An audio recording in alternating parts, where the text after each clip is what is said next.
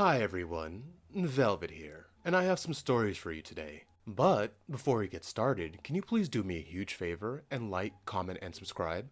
It'll help the channel out and it'll get you more videos like this. Let's get to it. And our first one comes from Stay-at-Home Mom Am I the Beehole Throwaway. Am I the beehole for not giving my sister any of my money even though I'm in a significantly better financial situation? My 26-year-old female sister 32-year-old female, Bethany, and I are both stay-at-home moms. I have one female twins. She has three sons, a 6-year-old male, a 4-year-old male, and a 2-year-old male. My husband, Michael, is a master plumber who makes excellent money. See, I'm telling you guys, trades, money. He owns his own business, and I couldn't be prouder of him. I used to be a librarian, and I have my MLS and bachelor's in education. During the birth of our girls, on the way to the hospital, in the ambulance, we hit a speed bump, and I was injured.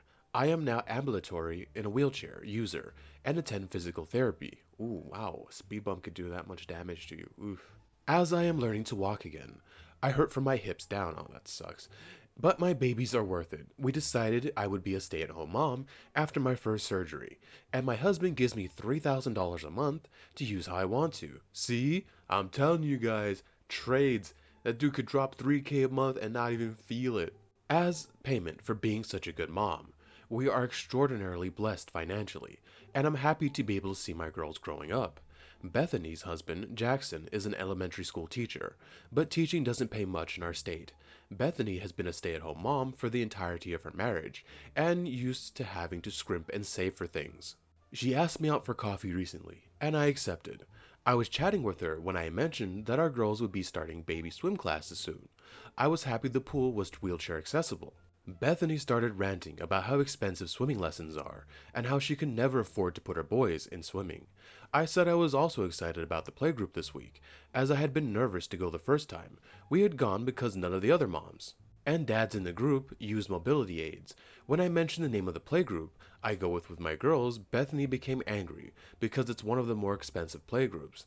She was angry because I knew money was tight, and I didn't think to invite her and Jackson's son because then she would have to pay for daycare. She then asked if my husband gave me an allowance. She was a bit angry, and people started to stare. So I said yes and asked her to keep her voice down. She wondered how much it was. And I told her. You shouldn't have told her. She asked if I could give it to her, and I told her no because I like to treat myself after my physio appointments, and I want to save as much as possible for a rainy day fund.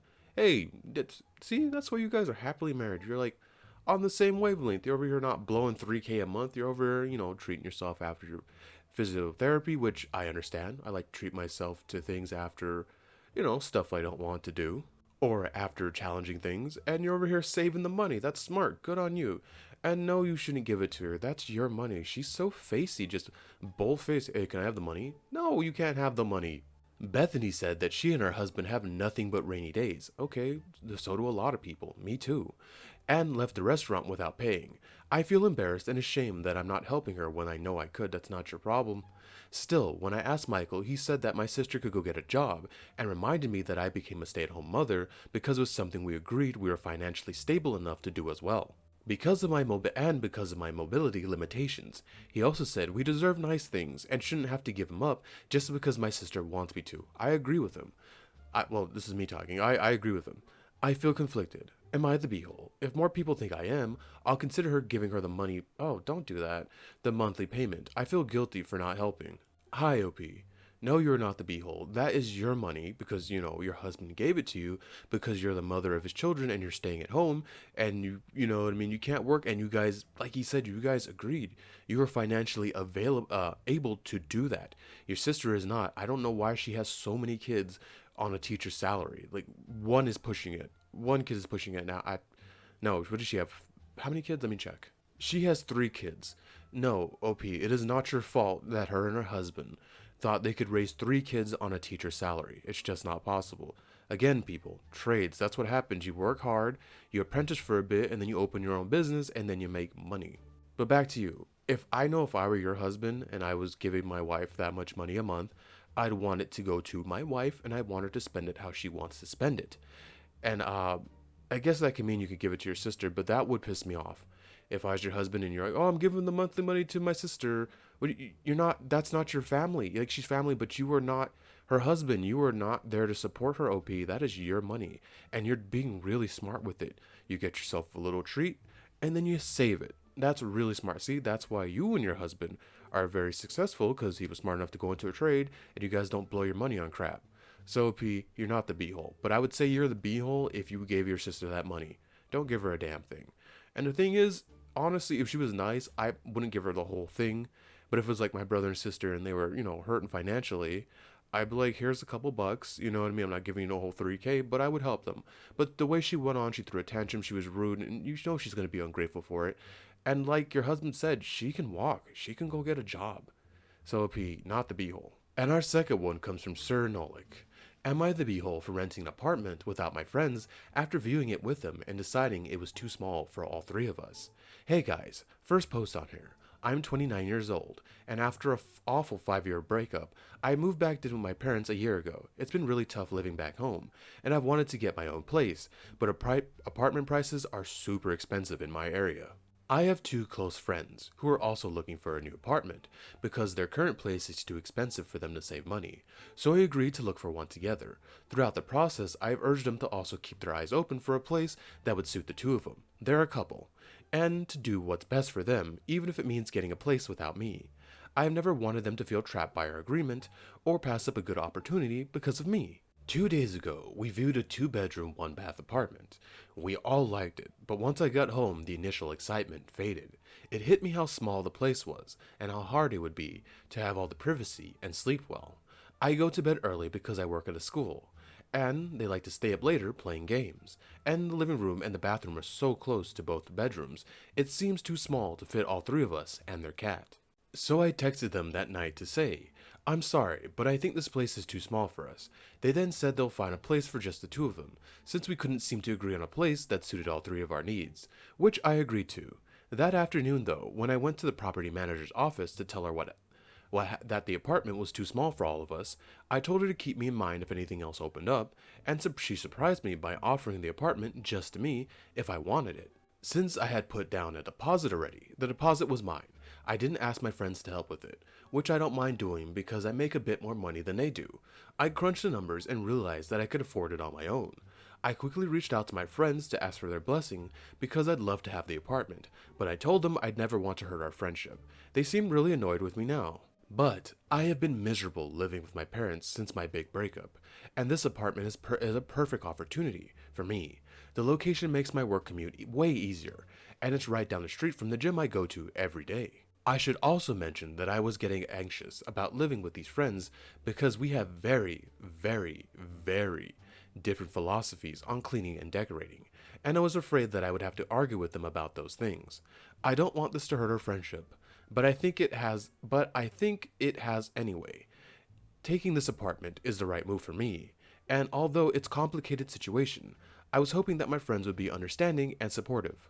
I've told them that I care about them and value our friendship, and I've tried to explain my position as well as I can, but they've stopped replying to my messages and I don't know what to do. Hey OP, you're not the beehole. If something like this is causing them to, not go no contact with you, they weren't your friends, because you didn't hurt them. You told them you were extremely generous and nice to them. You told them, hey, if this doesn't work out with me, find a place that works for you guys. And I would assume, they would assume the same for you. And yes, you're right, that apartment is way too small for 3 people. And only 1 bathroom. I know people can only afford what they can afford and things are expensive. But you at least need another toilet, man. It comes in clutch when you have a second toilet and things are going south in 1 bathroom. At least you could still use the toilet. But OP, you need to do what's right for you. If you can afford this apartment, do it, man. Take it. To me, them not replying is the okay. They're giving you their blessing because they're not replying. No, but seriously, OP, if you lose those friends, oh well. You know what I mean? They weren't friends anyway if something like that's gonna mess up the friendship. Go get the apartment, OP. Enjoy your life, man. You can make more friends. Not the beehole. Our final one comes from Estranged Bro Wed 2.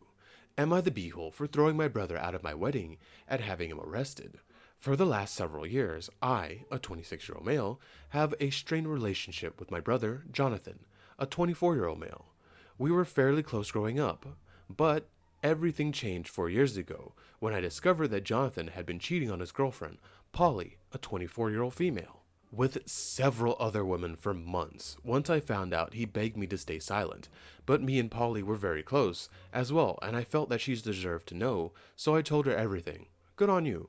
Personally, I despise cheaters. Even if it was my own blood cheating, I would tell the other person too, because, like I say, cheating is a disgusting thing. But back to the story. Long story short, Polly broke up with Jonathan, and our parents ended up finding out. Good, she should break up. After which they disowned Jonathan. Jonathan disowned me shortly afterwards, and has been estranged from the family ever since. In the intermedium, Polly and I ended up falling in love with each other, and we got engaged last year. Our wedding was a couple weeks ago. I felt guilty about how I got Jonathan pushed out of the family from time to time, but I have always been certain that I did the right thing. Yes, you did. You did the right thing.